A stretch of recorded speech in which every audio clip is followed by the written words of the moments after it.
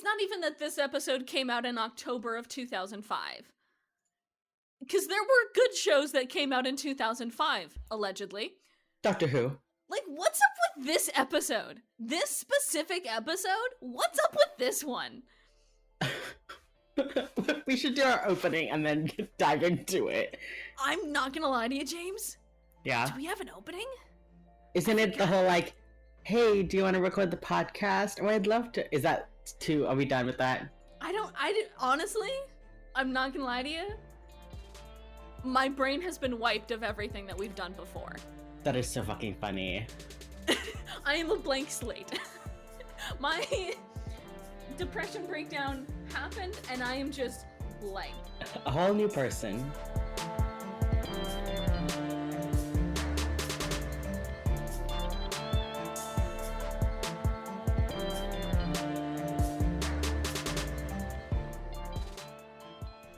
Okay, James, do you want to talk about Season 1, Episode 3 of Criminal Minds, Won't Get Fooled Again?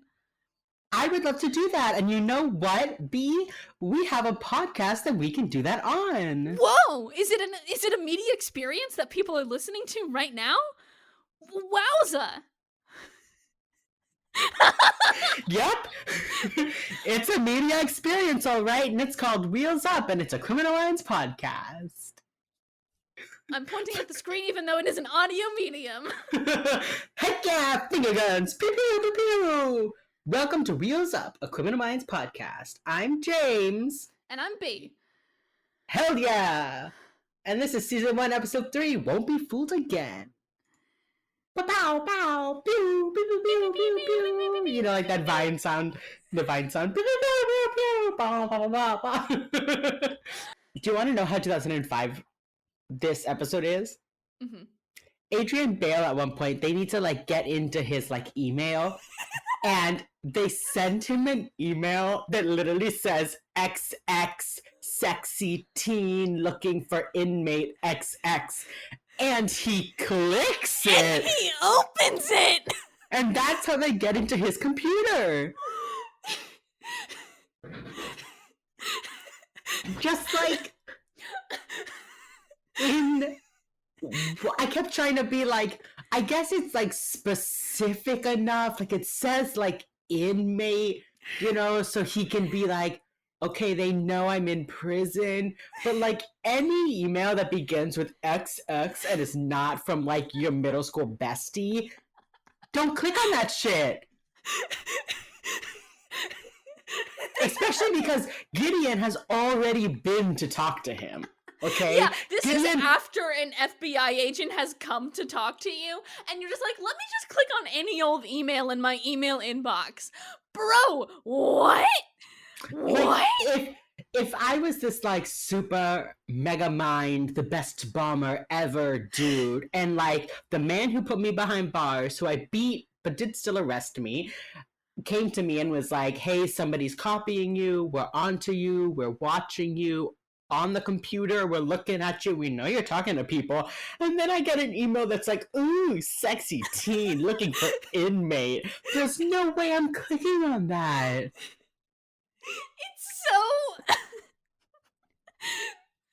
This is why I love early Criminal Minds, because they just do that and expect you to be like, yeah, this is how a criminal would, like, go down. Like, no, homie! Also, I have a note that just says Morgan has 2 cell phones on his belt. He has 2 phones! He has 2 phones! And then when he needs to call Gideon and the rest of the team, he goes to a landline. He has 2 phones, and he goes to a landline. He walks out of the room with his 2 phones on his belt and goes to a fucking landline! You know, I bet he was like out of minutes. Wasn't that a thing in 2005? On both of his phones? Is it the 31st of the month? Oh no. Literally, I had to go on, and I didn't take notes with this episode because I did just watch it while laying in my bed, like minutes before we started this recording.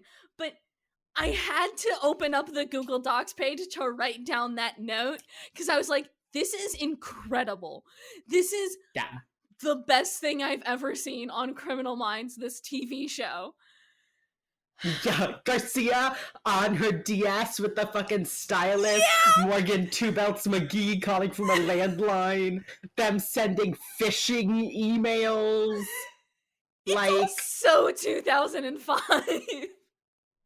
also, the way they end up catching the unsub is like, okay, Adrian Bale opens the email, they get onto the computer, he visits 6 porn sites, and then he goes to a chat room. Mm-hmm. And they're like, how do we figure out like who this guy is? You know, like Because who there's a would the ton guy of be? weirdos in And this so they're chat like, room. look, Yeah. yeah, and they're like, how do we do this? So they're like, okay, well, what's the information they have to fill out? You know, and the information that they fill out is just like screen name. That's it. And they're like, no, this unsub, he's a narcissist, so he's gonna put his occupation in there. And he does. He puts antiquities dealer.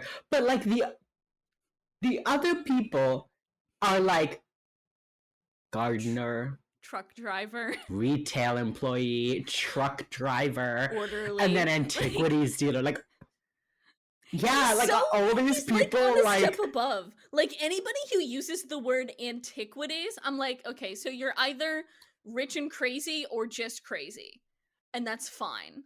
yeah. If you use the word antiquities, you're on thin ice with me. I'm sorry, but that I'm right. Yeah. I'm right to think that. Yes. Yes. Okay, so let's summarize the case so we can go back to talking like this. 2 bombs go off in Palm Beach, and the team gets notified of it because is it a terrorist? Is it not a terrorist? We don't know. JJ comes in her iconic pink blazer, the iconic JJ pink blazer, and is like, look at the television. I hold the remote. I'm in charge. And Yeah. the news is happening, and then boom, on live television, another bomb. Oh no. Boom, boom, boom. Now they have to go to Palm Beach. Yeah. So they go.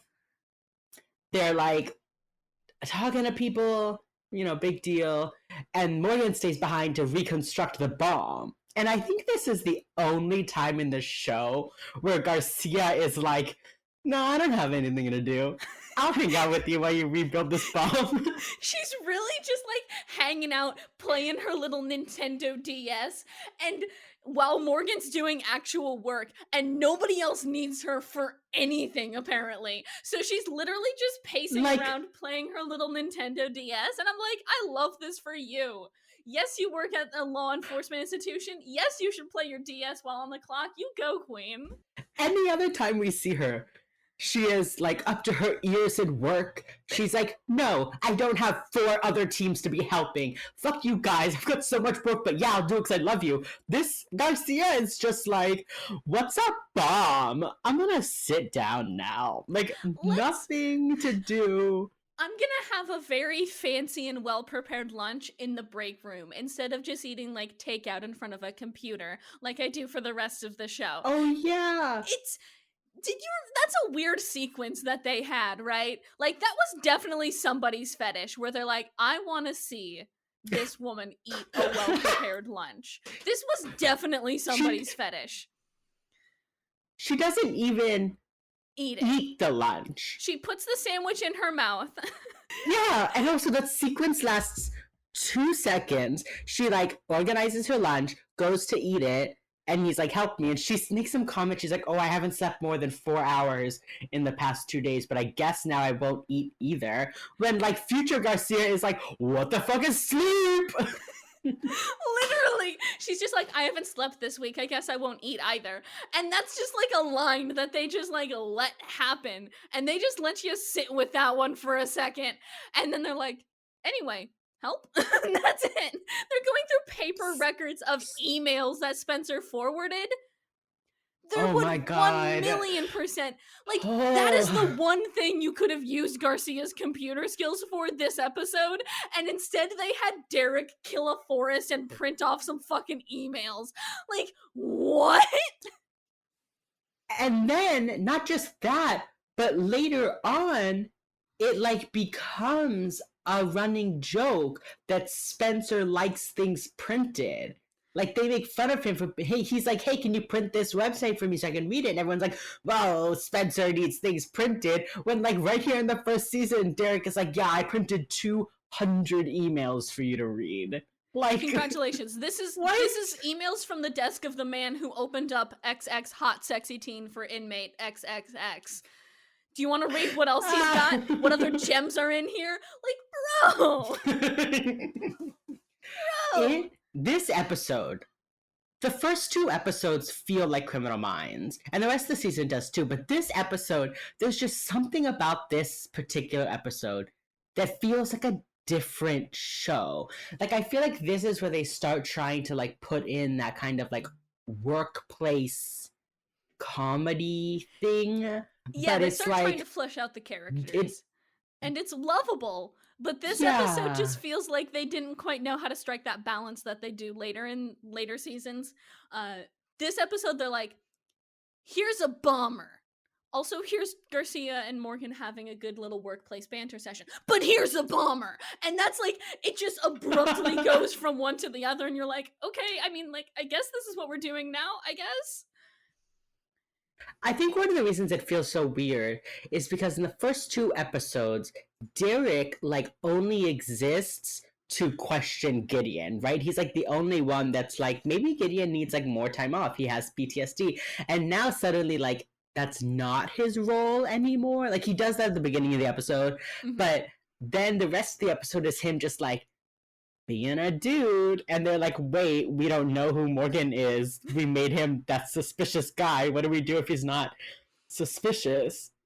Yeah, no, that's exactly it. You've hit the nail on the head, is they were trying to figure out who the fuck Derek Morgan is outside of being suspicious of Gideon. And, like, I get that that's, like, obviously, right, they had a big season arc planned for this character, right? Obviously they did. To sell a TV show, you have fleshed out characters. But this one was just like, it felt like they were just like running around desperately like, who is it?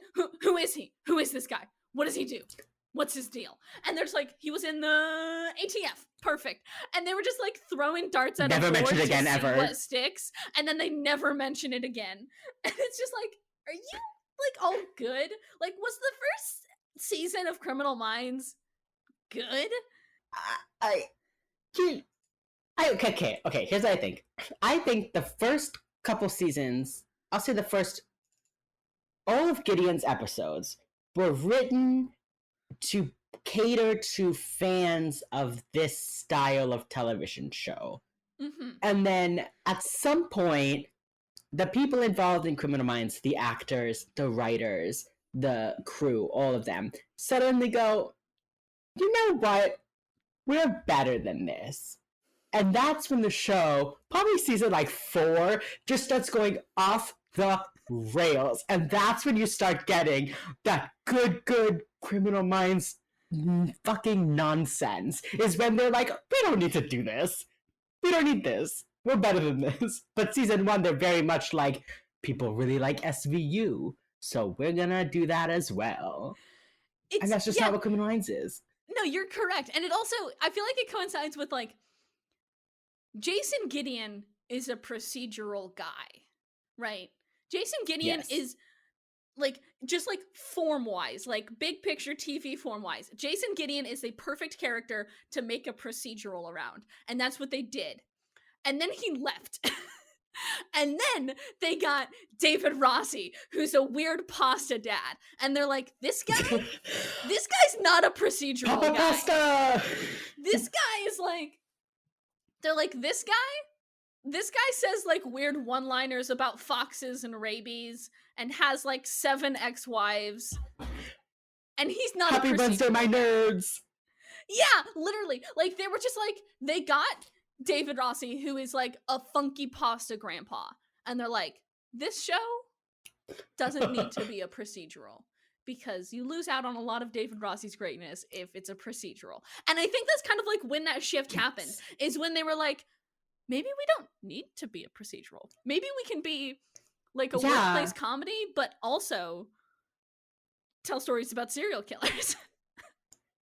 It's like when Emily Prentice joins mid-season 2, you start getting some of that like fun times, going to the bar, girls' night, talking about our lives. Aren't we all just like big nerds? And then Gideon leaves. And that's like the last vestiges of like dignified procedural. And then who replaces him but Papa Pasta, who's just like, yeah, I used to be a procedural, but now I'm a cool dad. And it's gone. You're gone. You've lost it. That's the Criminal Minds we know and love. And that's so fun. That he's just like... That's so fun. I love that for them. I love that a show that went on for 15 fucking years. There are 15 seasons of this show. 15 seasons. This show is older than some high schoolers. Y'all. Oh, like, okay. I don't like that. I'm sorry, but it has to be said, right? But like 15 fucking seasons, right? And they were like, in season like 3 or 4, they were like, let's not be a procedural show anymore. And there's like, okay. And then everybody went with that for like 11 more seasons. What?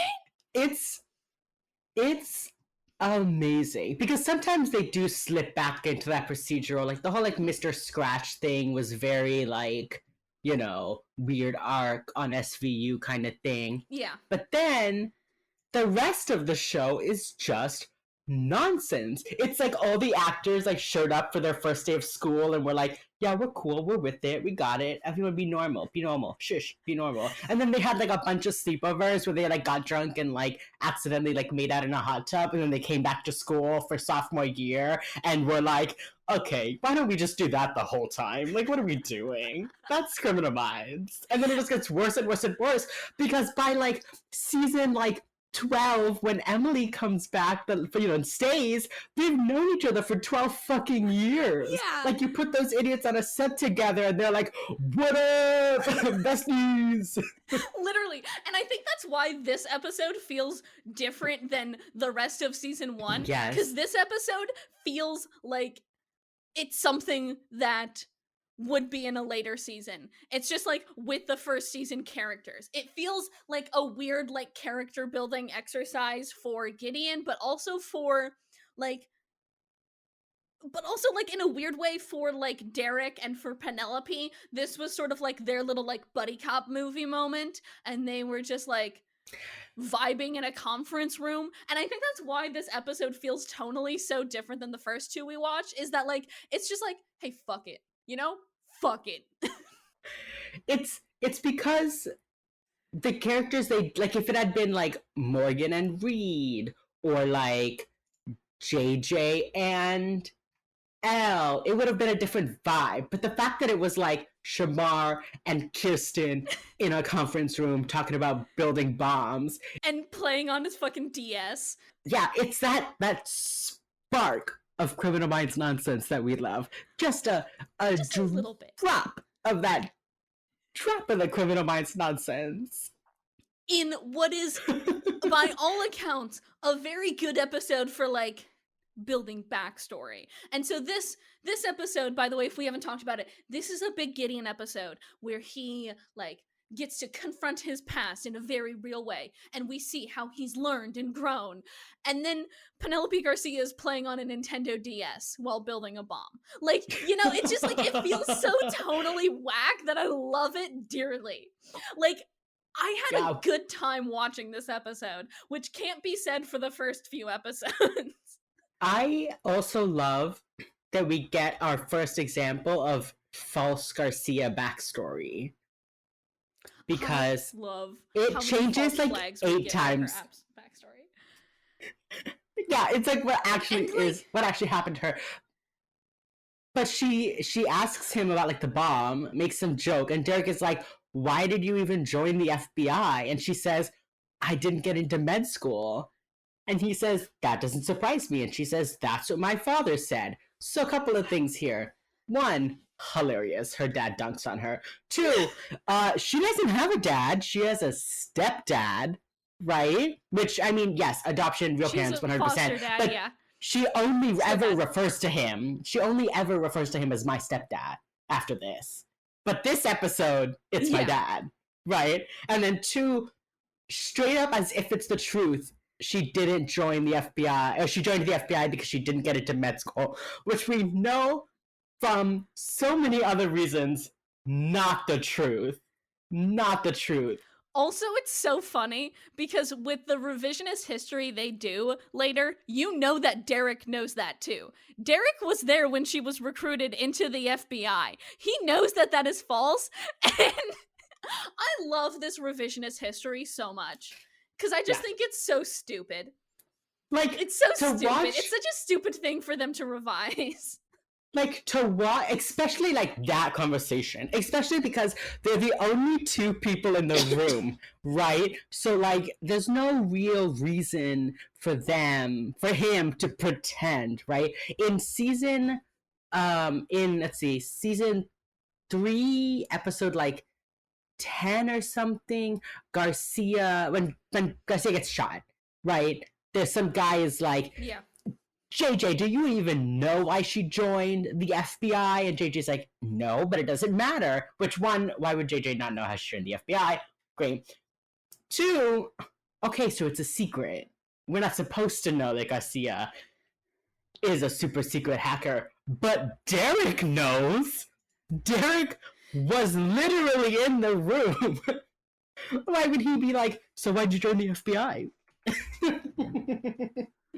literally, it's season. They also like they fully revise this history in season. I think it's season 9 that we get the Black Queen episode where it's like fully, where it's fully her backstory, and you learn that she did not join the FBI because she flunked out of medical school. She joined the FBI because she got caught hacking, and this was the way that they were like, as long as you stick by our rules, you're good.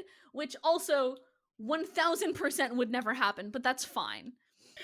I mean, it is a thing that like mostly for like companies will hire hackers to like test security for them. To test systems. So, but I don't know that the FBI... feel like the FBI though, like, wouldn't let her just like fly solo like this in commanding, like, helping a team. I don't know, that just feels unrealistic to me, but we'll get to that later because there's so much shit that happens. Even at the end of the first season, there's like some shit that happens, and you're like, why are you in the FBI? This is our first glimpse. That's our first glimpse of how everyone on this team is secretly like, all cops are bad, except for Derek. Yeah, literally. Everybody on this team secretly thinks all cops are bastards, and that's okay, and we love them for it. We do. I haven't heard... Yeah, Reed is hardly in this episode.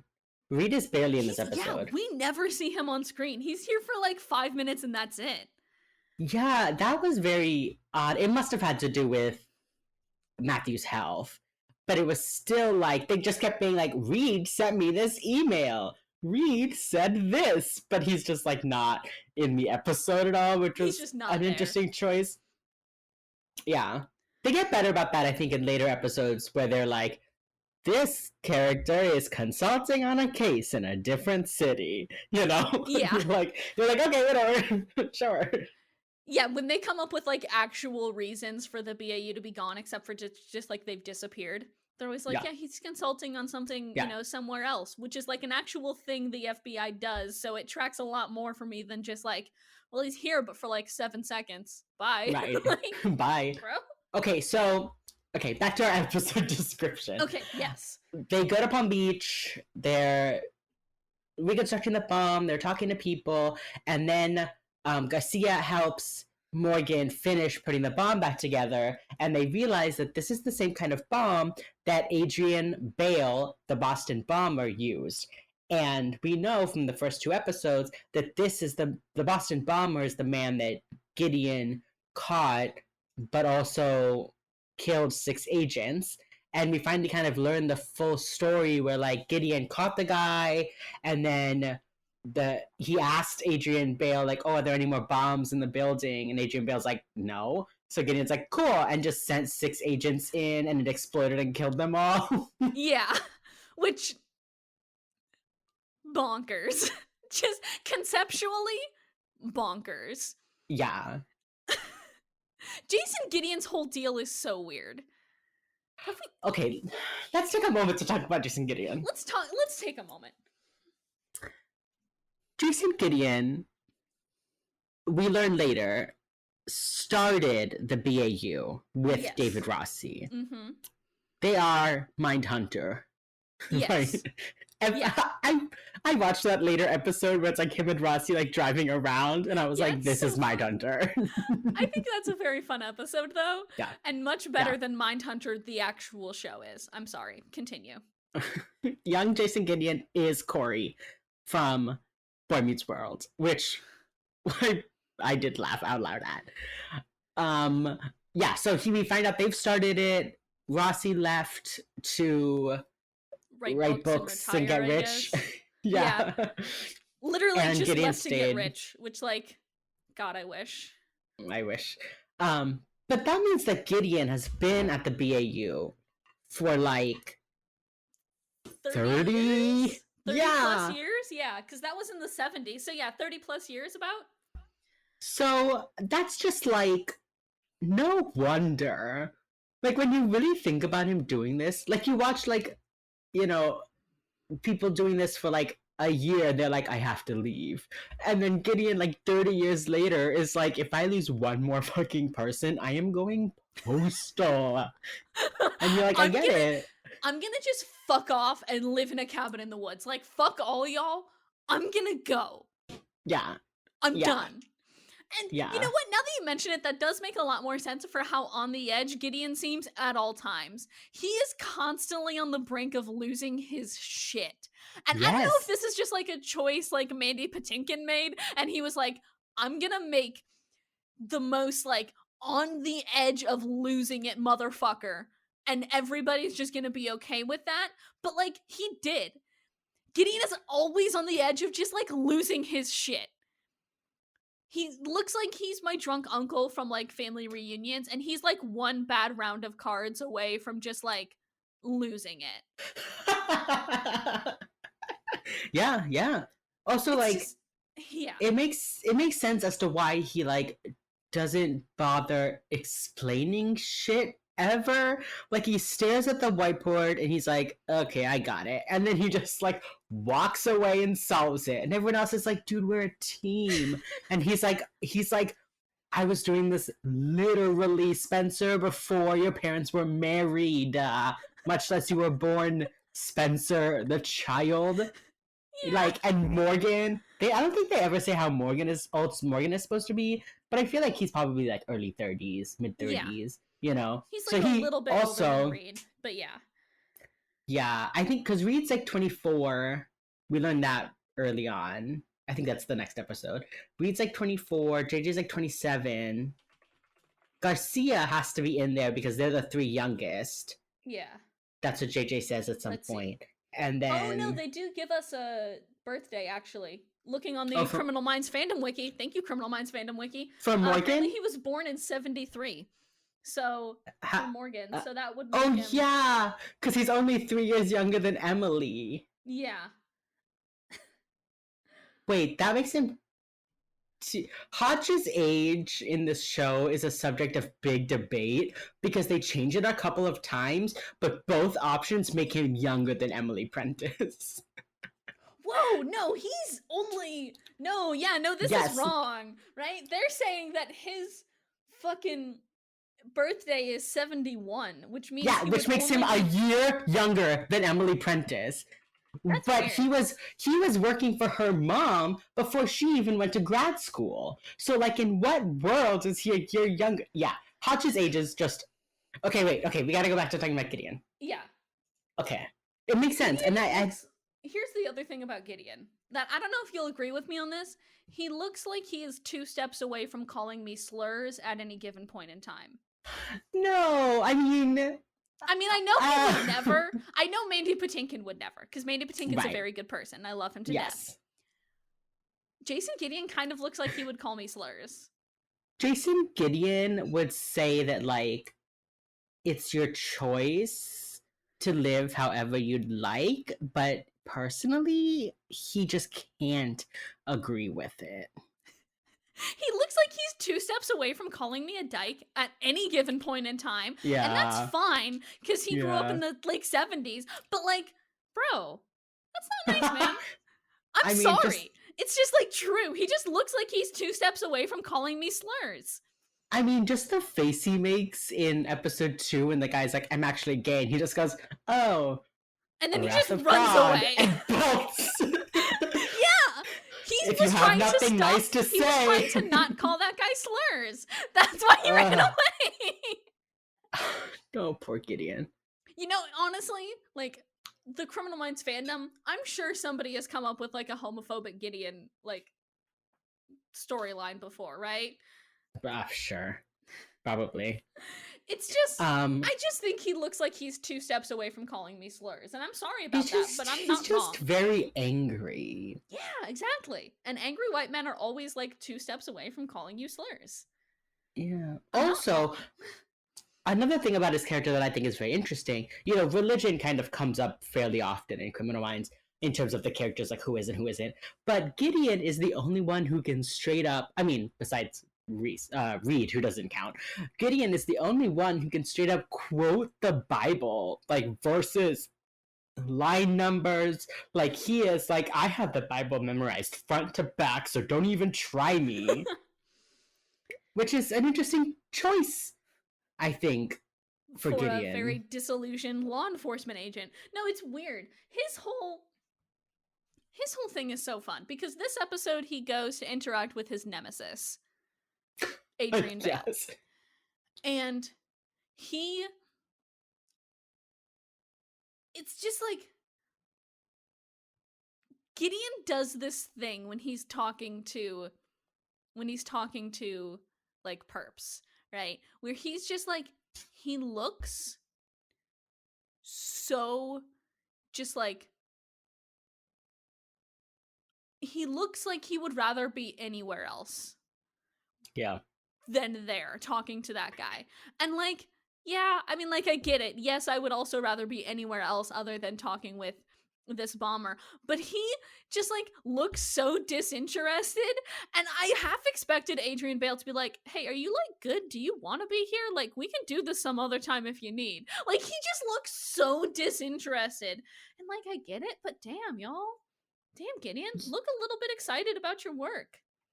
It's interesting, you know, something I will say that is very nuanced about Gideon is I feel like when he comes back to the BAU, he's very much that person who is like, this is the thing that I have always done.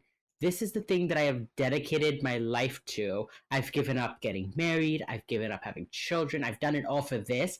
And I don't like it anymore. But what other options are there for me?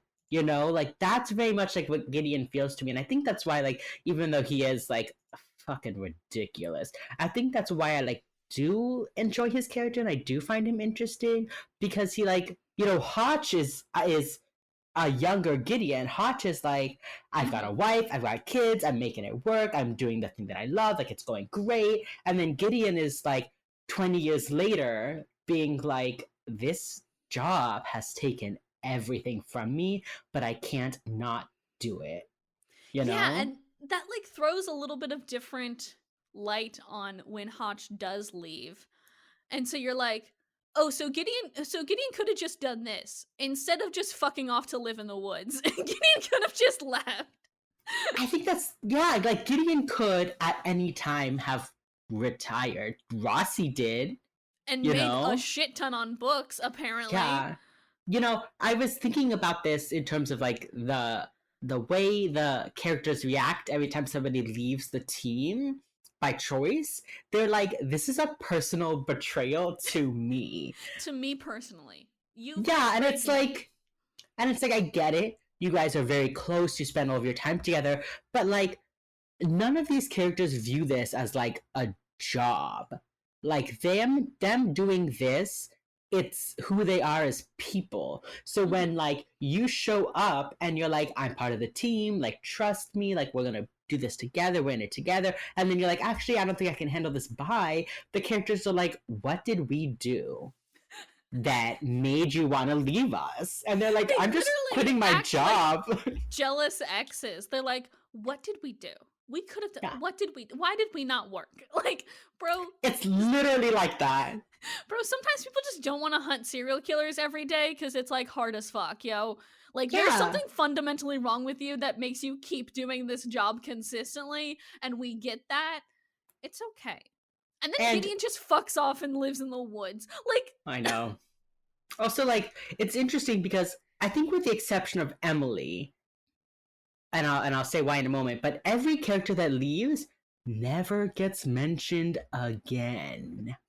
Yeah. Never. They are dead to the team. Emily, they mentioned because she works for fucking Interpol, so that like 3 times they mention her, it's like, Emily sent us a contact, or like, Emily sent us a file, you know, but other than that, she's dead to us. Or because they thought she was dead, yeah.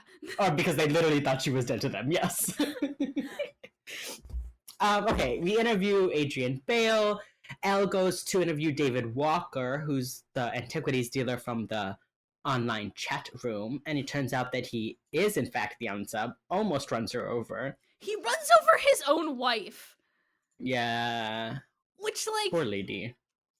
Is at the same time, though, at the same time, she was like, I hope he doesn't commit suicide, because then I can't collect life insurance. That whole thing was so bonkers. Like, look, that whole interaction that Elle and the wife had is so crazy. She's just like, word of advice, don't marry the first guy who proposes. I wanted to put a pool table back here, but this is David's workshop. I hope he's not committing suicide. And Elle is just standing there like, what the fuck? Yeah, this episode feels so different because we're getting those drops of batshit nutso bananas Criminal Minds. It's like little hints here and there that you're like, more please, more please, and then it just cuts back to like Hotch on the phone asking for updates. Yeah, no, it's so bonkers. I watched this scene and I had to go back. I was watching it on Netflix on my phone, so on a tiny ass fucking screen, and I braved that tiny ass fucking screen to rewind and watch that 15 seconds over again because it was so bonkers I couldn't not do it. And she just like, Elle gets out of the way, does not make any attempt to pull the wife out of the way of the car. Nope, and none. Just, like, the wife just gets bodied by this fucking car. He stops, she rolls off to the side, and then he goes again. And then Elle starts shooting. Like, what? And then Hotch shows up and is like, Elle, are you okay? And she's like, yeah, I'm fine. And he's like, I'm really? Fine. His wife did get hit by a car, though. Like, what? That's that like bad shit Elle does. Elle is like, I don't give a fuck about anyone who's not me.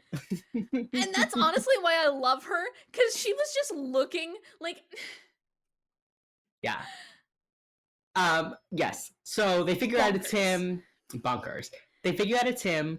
He gets away. Also, they go back to the precinct. Did you notice?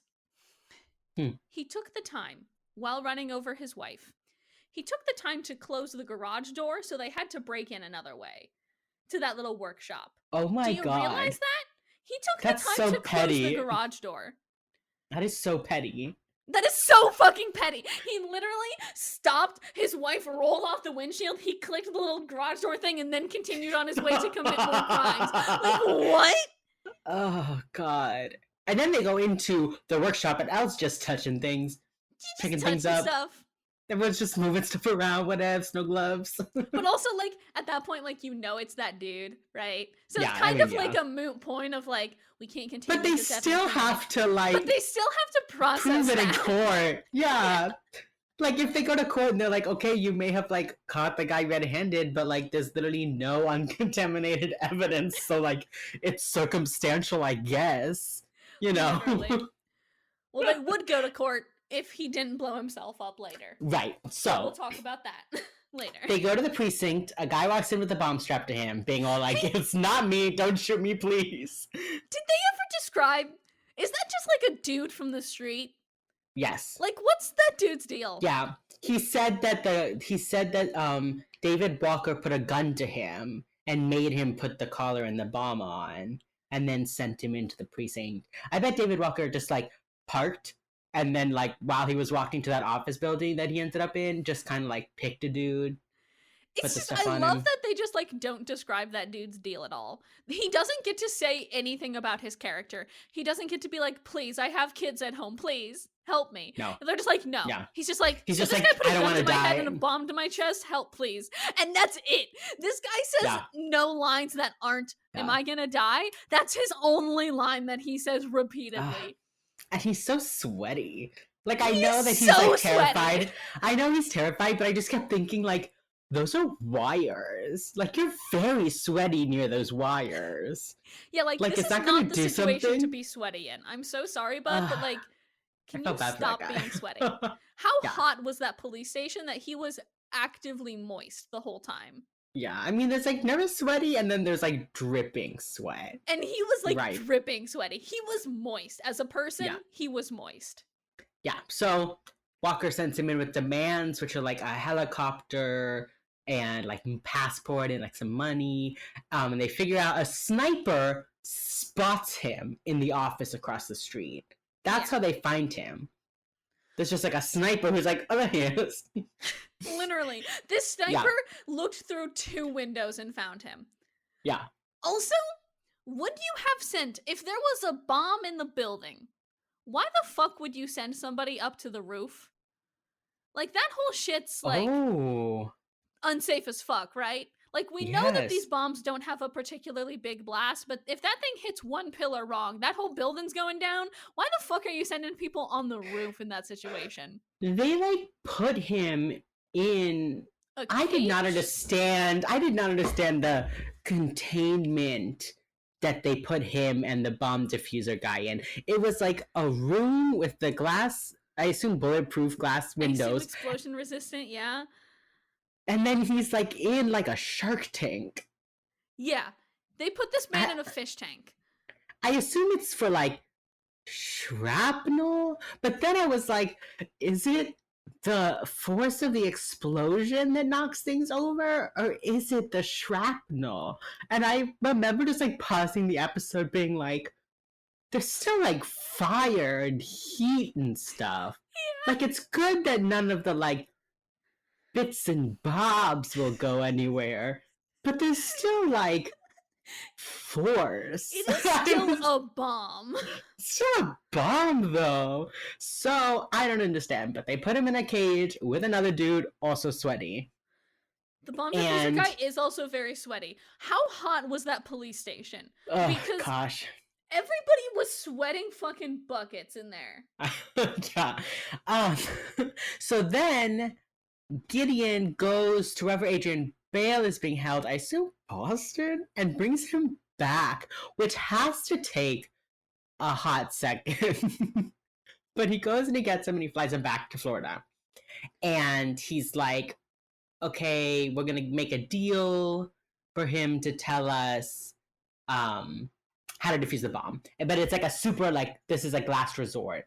Because they're like, we're going to go get David Walker. He's a bomber. He's a coward. We'll just arrest him. But he's not a bomber. He's a forger. Dun, dun, dun.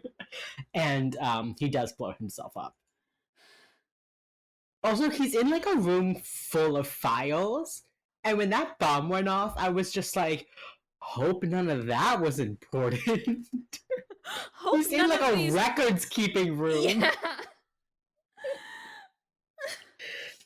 Oh gosh. Hotch and L almost got exploded, but don't. Fine. Which is fine. They're fine. They're fine. No biggie. L doesn't give 2 shits. And like, I love that too because as soon as, because like, so Adrian Bale's one like regret in life was getting caught and like turning himself in. So he's like, whatever you do, don't. They'll just put you in a fucking box forever.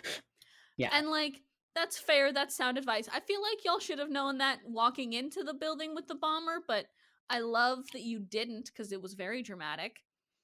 And then Gideon just, like, calls Hotch, and he's like, get out now, and he's like, all right, yeet, like, he leaves, and they manage to turn, like, a tiny corner, and I actually do like this shot, where it's, like, the explosion coming out of that file room, and then it's just Hotch and Elle vibing on the corner, like, that's Oh all they do. yeah. I actually really enjoy that shot, because it's, like, low-key very cinematic, but it's just, like, what's up there?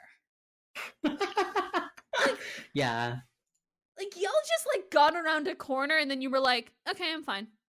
Like, you didn't go any further away? What? Also, that bomb that he blew up, same bomb strapped to that dude's chest, right? So if this bomb didn't need a cage, why does that bomb need a cage? Don't question the fish tank that they put that poor man in. Don't question. You know what? Now I'm thinking they put that poor guy in a sauna. They were just gonna try and make him slippery enough that he could just slip out of it. Whoop, right yeah, exactly. Just like, whoop, it's fine. That man was so sweaty. Oh, poor guy. Okay, Gideon brings Adrian Bale to Florida again. How long is a flight from Florida to Boston and back? It's a long bomb time. Like 3 hours or whatever, but like, that's fine. Like, was he not in Boston? He's the Boston bomber. Was he not in Boston? But also, Florida's a very long state. Florida is a very long state. That whole seaboard, deceptively long. It's an hour from Miami to Tallahassee. So unless he was in, like, Georgia, they're not getting back in time, okay? Yeah. I don't understand. Don't question it, because time doesn't exist in Criminal Minds until they need it to. Yeah. So Adrian gets there. They make this whole deal, whatever. And he's standing there and he's like, yeah, you're going to cut the red one. And they're like, are you sure? And he's like, yeah, the red one for sure. And Gideon's like, cut the black one. And they cut the black one, and it, boom, diffused. And Hotch is all like, how'd you know? And Gideon's like, Adrian told me. He said that if he had the choice, he would always push the button. So he told them the one that would set the bomb off. Which is just bonkers. Which, like, I guess I get, like, it's a compulsion, right? Like, that he, like, has to set the bomb off. But Gideon didn't tell anyone else that. Yeah, literally let nobody else know that. So, can you imagine being the other people in that fucking room where the guy who is gonna tell you how to defuse the bomb says, cut the red wire. And then this motherfucker, who is unstable as fuck, is like, cut the blue one. Can you imagine being any other person in that room? Like, having to look at that and just, like, live with that choice. What? That's bonkers to me. It's interesting because Gideon, I think, is, like, the only character in the show who never gets, like, doubted. Or, like, when people they just, like, doubted, take him at his word on everything. Yeah, and then if people are like, Gideon, I don't think that's right. He's like, I'm Jason Gideon. And they're like, oh, yeah, okay. You're right. And then he's always right. Jason Gideon is, like, never wrong. And I kind of hate that about him. He is such an interesting character. I wish they had, like, gone full tilt into either he's some sort of, like, people reading savant, or he's just fucking lucky. He's very lucky, cranky old man, your luck's gonna run out one day kind of thing, you know? So Gideon brings Adrian back to jail, and when he's putting him back in his cell, he's like, oh yeah, by the way, I told all the other prisoners that you're a huge fucking snitch. Goodbye! And just, like, leaves all, like, smiling, like, He's like, you could say this is a release for me, and then just leaves, and never explains that further. It's like, no. What? There's a lot of, I will turn a blind eye to some of Criminal Minds' abuse of power nonsense. Some of it I will let them get away with, but to know that the good guy, the best guy, is like, hey, I hate you, fuck you, I will have you killed in prison. Goodbye, this feels real good for me, bye. Like, excuse me? Bonkers! It is buck fucking wild that they're just like, yeah, this is fine. This is our good guy. Hey, do you like this guy? Hey, you should like this guy. This is the best guy. Like, no, he's not even like portrayed as, like, morally gray. You know, like Hotch has the whole like Foyette thing. Mhm. Emily's always like morally gray. That's like her whole shtick. Mhm. Like, um, Reed has some of that. Like there are Penelope with her hacking. Like there are characters that have that ongoing conversation of like, what does it mean Morality. to be a good person? Yeah, Yeah. like law versus good. Like they have that. Jason Gideon, not one of those characters. Not one Always of the them. good guy, except for Liz. And like he does shit like this so often too. It's like this is like Ugh. his whole thing. They're like he's a good guy who doesn't play by the rules. I'm like, "Okay, so he's not a good guy?" And they're like, "No, no, no. He's the best guy. He is going to have this man murdered in prison, but don't worry. He's the good guy." Like what? I I really wanted to be like Criminal Minds. Okay, as a show about cops, you are on thin fucking ice already. But when you do shit like this, I cannot like this character anymore. Okay? I Yeah. cannot like this person. Stop it. It's Maybe in just 2005 it was cool, but it does not hold up. I it don't does think it not was hold cool up. then either. It's just it is so bonkers to me that this was the good guy for 2-ish seasons. This was the good guy. And Also, he's like we said, he's been doing this for 30 years, how many right? So other people have like gotten murdered in prison because Gideon called them a snitch? I get it. Like yes, I do hate Adrian Bale, and yes, I would also like him to die, but I am not going to kill him. That's not my job, Gideon. That's not your job to have him murdered. It's it is just so it's just so bonkers to me. I don't know. It's so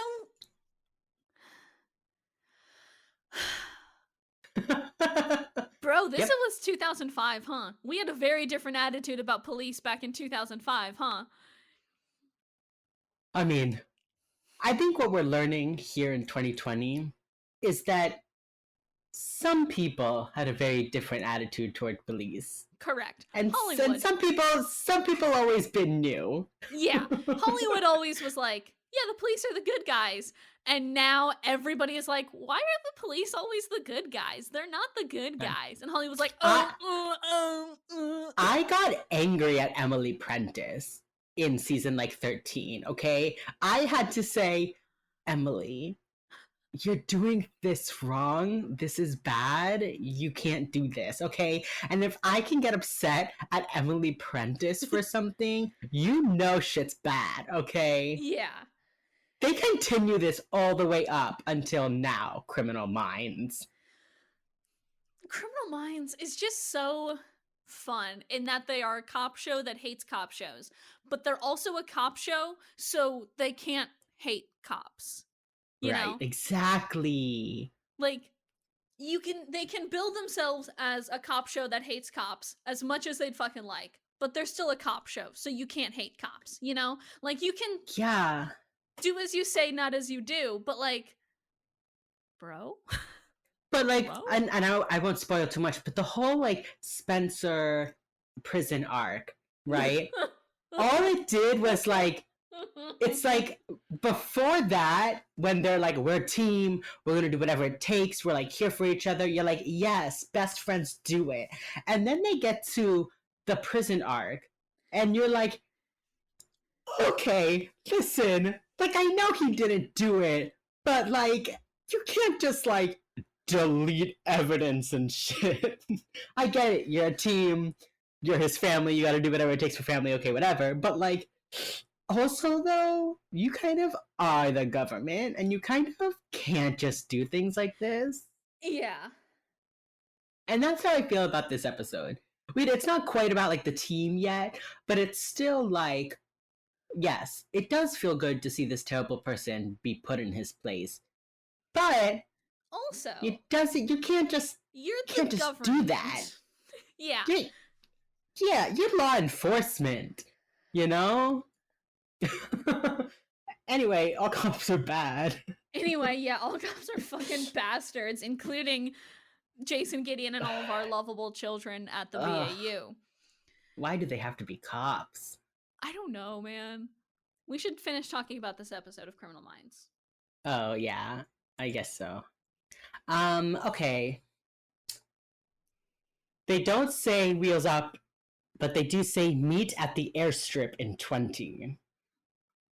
So it doesn't roll off the tongue as much as Wheels Up does. No. You know? It's just like... But we're getting there in the right direction. We're getting there. That is true. We are getting there. It is unfortunately still going to be a little frowny face on our Wheels Up checklist, but... Oh, I do want to talk about JJ for 1 second, because we didn't talk about her at all. Like I said, iconic pink blazer right off the bat. Mm-hmm. Love it for her. Iconic. Yeah.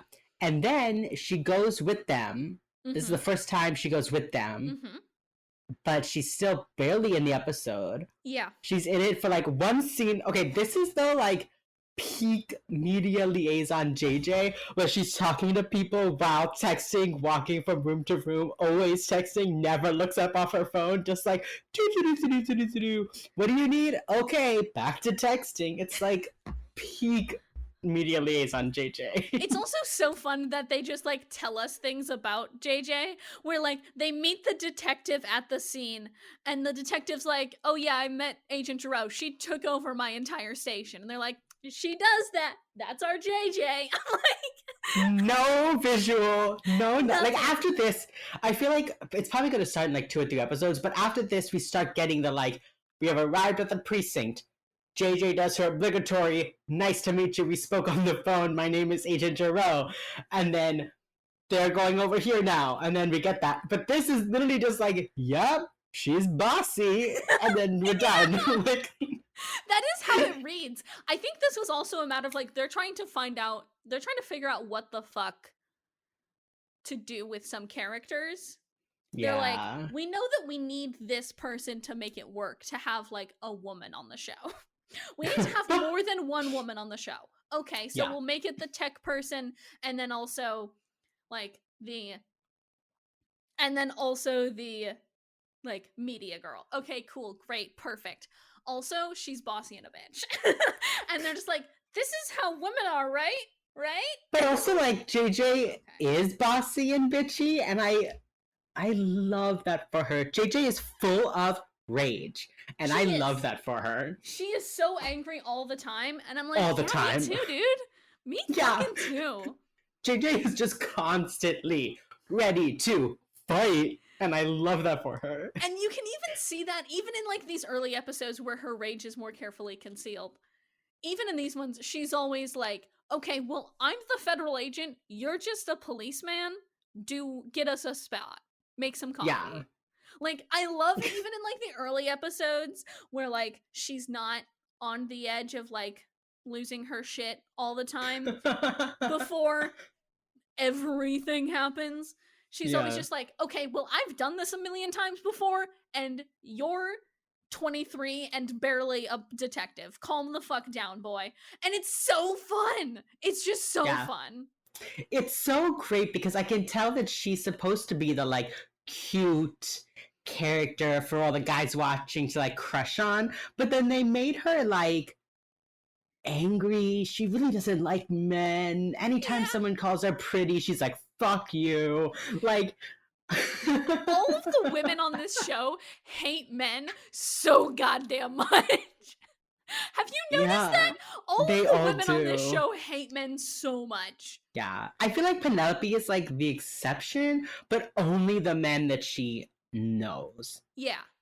Like, every time Emily or Elle or JJ get hit on by a man, they're always just like, and what? And what about it, lover boy? I'm so sorry, I'm a federal agent. I'm so sorry. Leave? Like, literally. Like, it's so fun that you can tell the fucking Criminal Minds showrunners, they were like, okay, we have to have, like, some women here. And they're like, okay, cool. What should their things be? Okay, well, this one, it comes from the sex crimes unit. She's a real hard ass. She's flies by her own rules. You know, she's doing her shit. And then this one, right, this is the media liaison. She's the one who works to, you know, make everything work, right? And they're like, okay, what is their personalities? They all hate men so goddamn much. Like, they all just hate men. fundamentally hate men.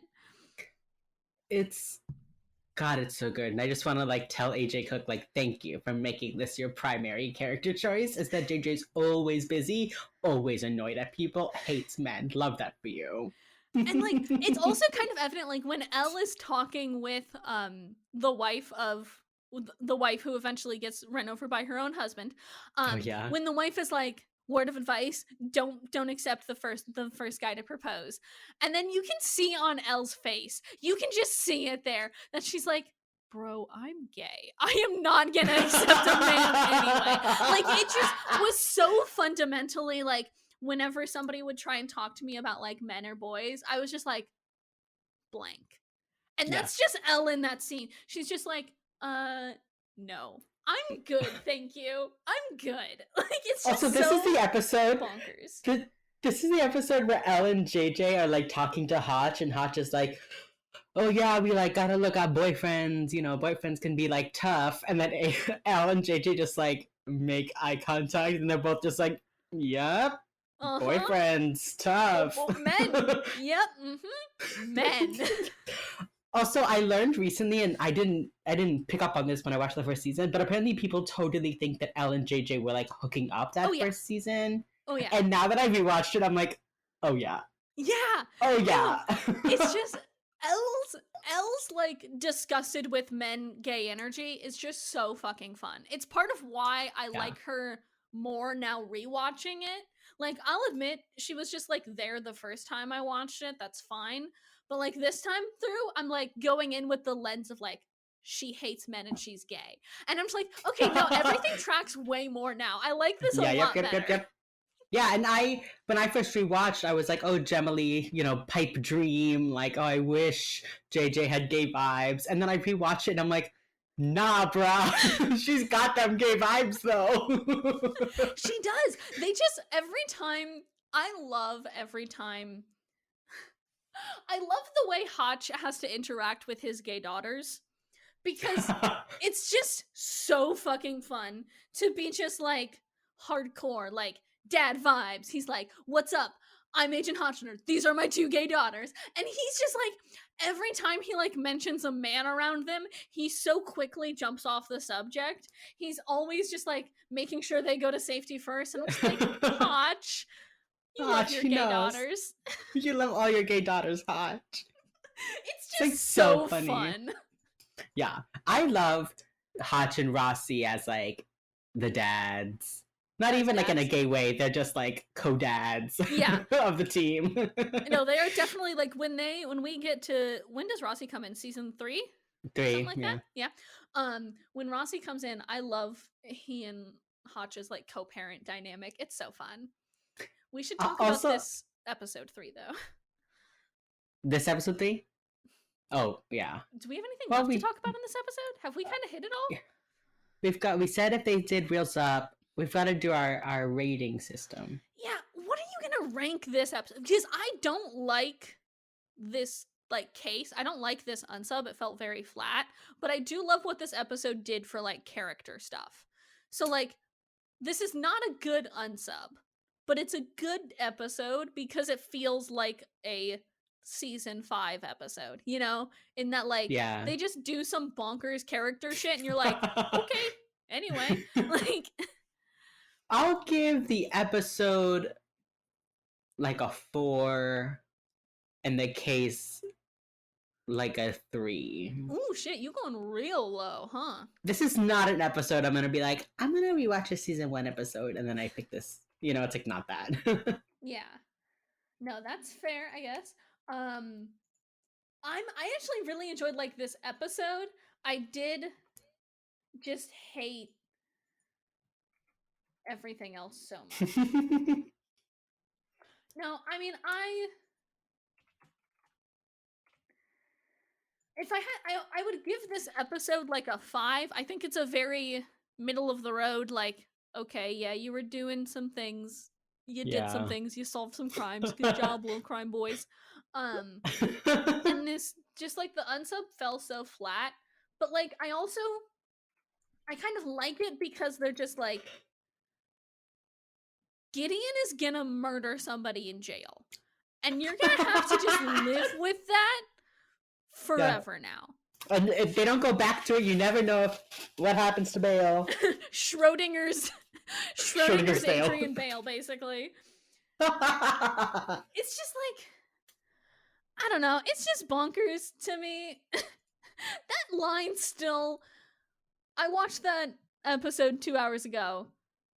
It's still bonkers to me. Yeah. So what are you going to give the case? I mean, like, I feel like with this one especially, they really kind of intertwined them quite well.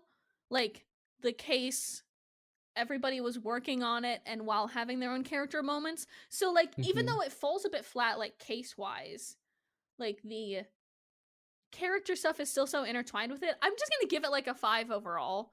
I think it's fine. I think it's just, like, it's just that, though. It's just fine. Yeah. It's not, like, bad, but it is just fine. Because you can see where they, like, start to sprinkle in, like, this is a workplace comedy.